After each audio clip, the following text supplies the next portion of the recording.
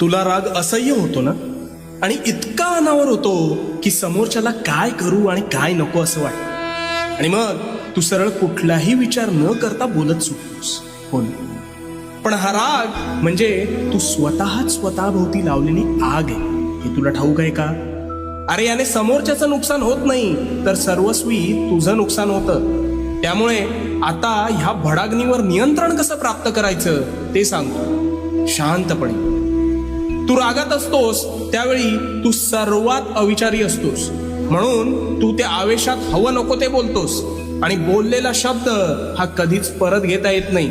त्यामुळे तू समोरच्याच्या मनाचा विचार न करता बेफाम शब्दांनी वार करतोस, आणि त्याला तर ते लागतंच, पण त्याचा त्रास हा तुला जास्त होतो. मग जेव्हा तू शांत होतोस तेव्हा तुला वाटतं आपण फार बोलून गेलो का,